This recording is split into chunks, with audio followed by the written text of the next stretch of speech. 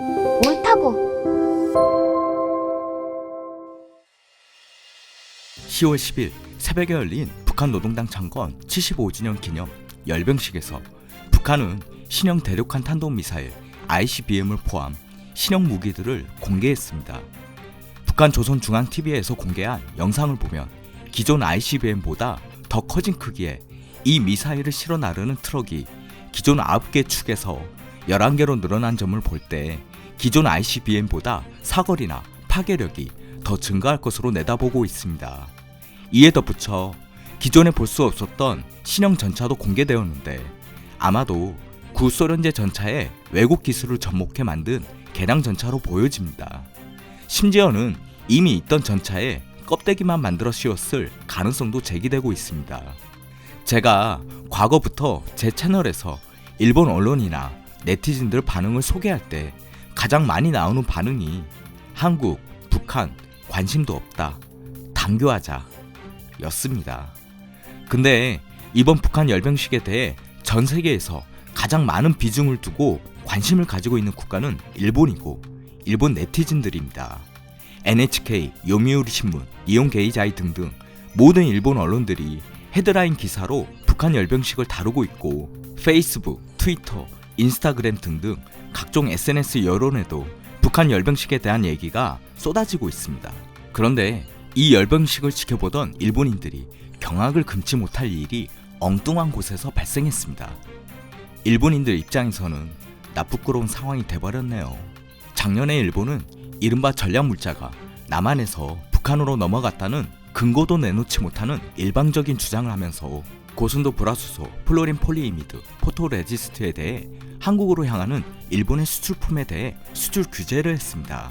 한국에서는 오히려 핵무기에 사용될 수 있는 이 불화수소가 일본 업체에서 북한으로 대규모 밀수출하려다 적발되는 사례를 들어 반박에 나서기도 했습니다. 현재 이 사항에 대해 한국 정부는 일본에 대해 WTO 제소한 상황이고 번번이 WTO에서 한국에 패배한 일본 측은 근본 WTO 사무총장에서 유명희 후보를 떨어뜨리기 위해 안간힘을 쓰고 있는 상황입니다. 한국과 일본이 부딪히면 중재자로 나서는 미국에게 일본 측은 늘 한국이 중국과 북한을 돕고 있다. 한국 제품이 북한으로 흘러가면 안 되잖아. 미국도 공감하죠? 이런 논리로 한국과 일본 사이에 있는 미국에게 변명을 늘어놓고 미국이 한국을 설득하도록 압박을 가했습니다. 그런데 이번 북한 열병식의 이 영상, 사진을 보세요. 이 장갑차의 바퀴를 보시면 바퀴 휠이 녹색이네요. 아무리 군용차라지만 녹색 휠은 흔치 않습니다. 색칠을 한 것이죠.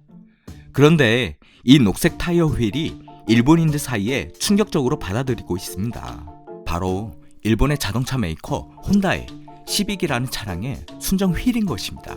북한 열병식 소식을 토대로 오랜만에 좋은 먹잇감을 찾아낸 일본 네티즌들이 여기저기서 한국과 북한을 싸잡아 비난하더니 갑자기 이 영상에 일본 네티즌들 반응이 급격히 냉각되어 버렸습니다.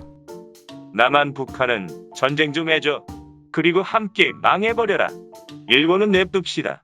아참, 만약 남한과 북한이 전쟁하면 중국이 참견할 가능성이 있으니 미군은 필요하겠네. 일본 자위대는 미국에게 모든 협조를 다해야 해. 어디선가 본 것 같은 느낌이 들었는데 이거 혼다의 시빅 순정 휠이잖아. 자동차의 토대는 미쓰비시 같아 보여. 걸작이네. 일본은 한국이 아니라 일본을 먼저 제재 대상으로 삼아야 하겠어. 하하하.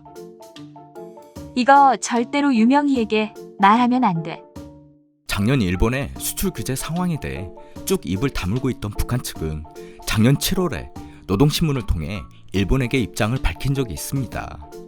일본 반동들이 우리까지 걸고 들면서 남조선에 대한 경제적 보복 조치를 합리화에 나서고 있다. 이것은 터무니없는 궤변이자 생업지다. 라고 맞받아쳤습니다. 네, 맞네요. 북한이 화낼만 하네요. 한국이 아니라 일본한테 수입했으니까요.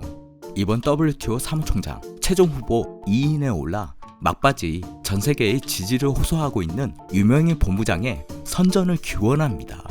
이상 옳다고였습니다.